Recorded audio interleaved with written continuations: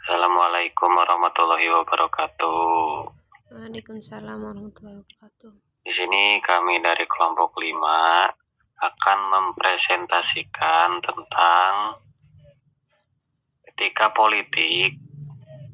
politik berdasarkan Pancasila. Di sini kami dari kelompok 5 beranggotakan 3 orang, yaitu saya Muhammad Rizal Daruri, ada Hasna Nabila, dan juga Devi Lutfiatus Saada.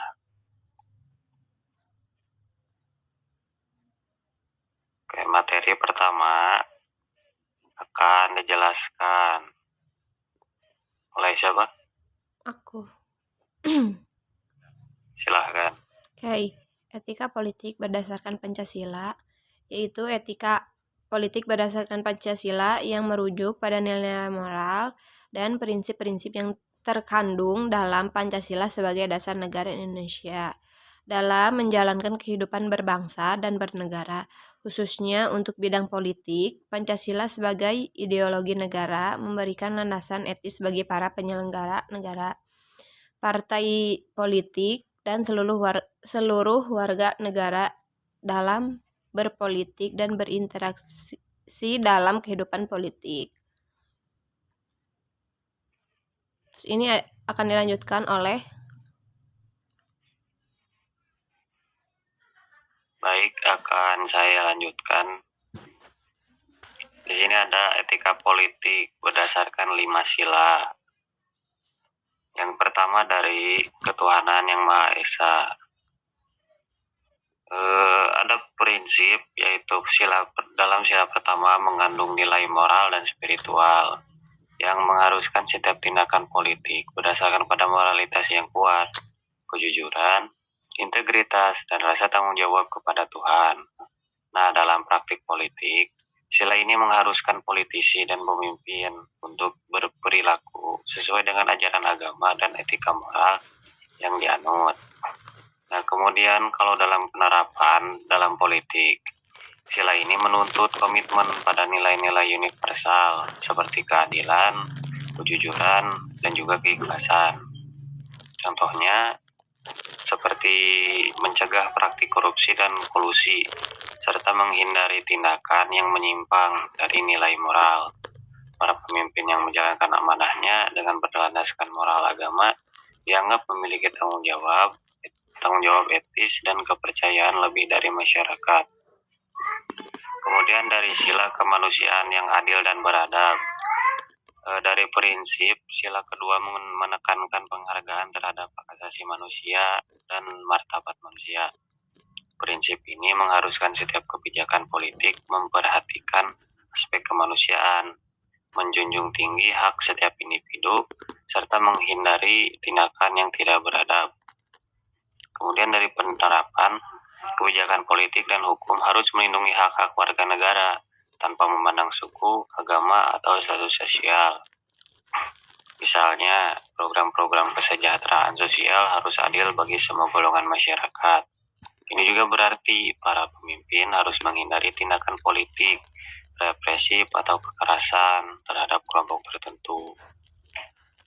Kemudian dari sila ketiga, yaitu Persatuan Indonesia, prinsipnya mendukung politik yang menjaga persatuan nasional dan mengutamakan kepentingan bangsa di atas kepentingan kelompok. Persatuan menjadi landasan kuat dalam menghadapi berbagai perbedaan dalam masyarakat yang beragam. Kemudian dari penerapan dalam praktik politik, persatuan diwujudkan dengan menghindari politik identitas yang memecah belah masyarakat. Isu-isu politik seperti ras, suku, atau agama tidak boleh digunakan untuk memperoleh keuntungan politik. Sebaliknya, kebijakan yang diambil harus bersifat inklusif dan bertujuan mempererat hubungan antar warga negara. Terus kemudian dari sila keempat, yaitu kerakyatan yang dipimpin oleh hikmat kebijaksanaan dalam permusyawaratan perwakilan. Nah, dari prinsipnya, sila ini menjunjung tinggi demokrasi dan menghargai suara rakyat. Etika politik berdasarkan sila ini mengedepankan musyawarah dalam pengambilan keputusan. yang bijaksana dan berlandaskan kepentingan rakyat.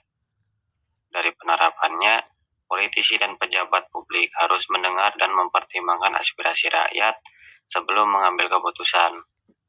Musyawarah dan diskusi harus dilakukan secara inklusif dan transparan, menghargai pandangan dari berbagai pihak. Ini juga berarti bahwa pengambilan keputusan tidak dilakukan secara sepihak atau otoriter, melainkan melalui pertimbangan bersama. Kemudian dari sila terakhir, keadilan sosial bagi seluruh rakyat Indonesia. Prinsipnya sila ini menuntut terciptanya keadilan sosial dan ekonomi bagi seluruh rakyat. Keadilan sosial dalam politik berarti kebijakan harus menjamin kesejahteraan dan mengurangi kesenjangan.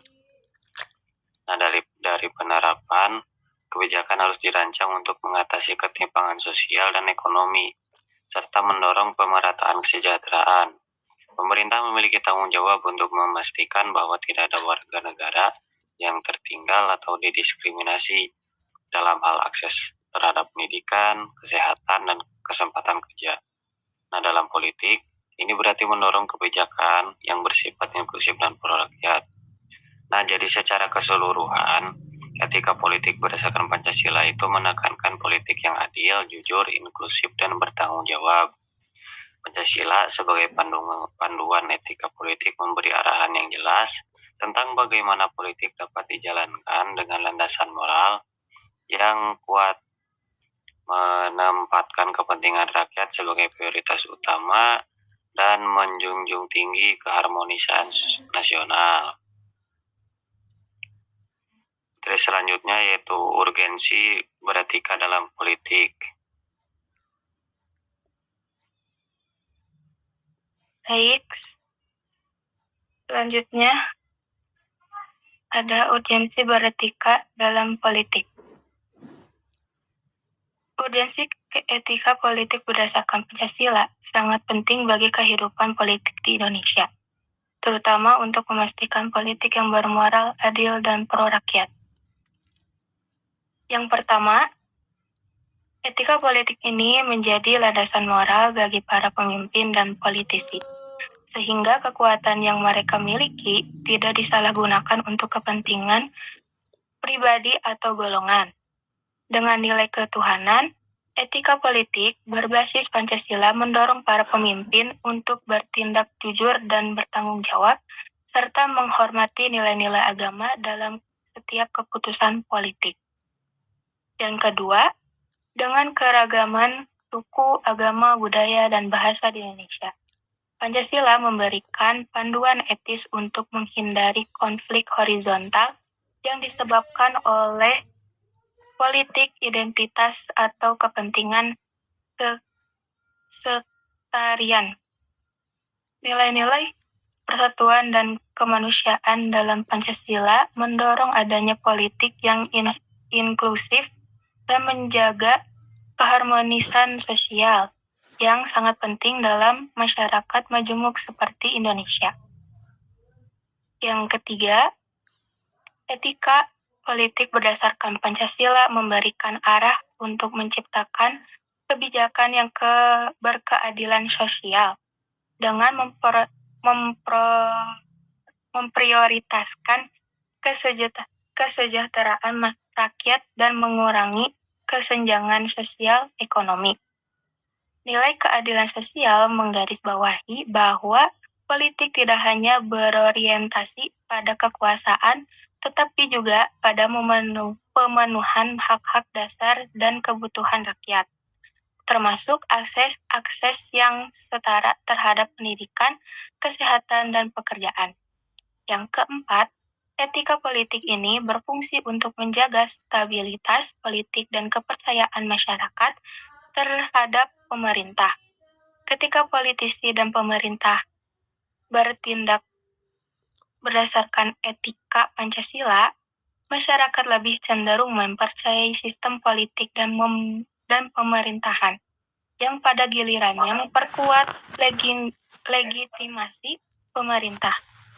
Dalam jangka panjang, hal ini menciptakan kondisi yang stabil dan kondusif bagi pembangunan nasional. Jadi, Secara keseluruhan, etika politik berdasarkan Pancasila sangat penting untuk membangun politik yang bermoral, harmonis, dan berpihak pada kepentingan rakyat. Dengan mengedepankan etika politik yang berlandaskan nilai-nilai Pancasila, Indonesia dapat mewujudkan sistem politik yang tidak hanya demokratis, tetapi juga berkeadilan sosial dan bertanggung jawab dalam menjaga persatuan bangsa. Selanjutnya, kesimpulan akan dijelaskan oleh Devi.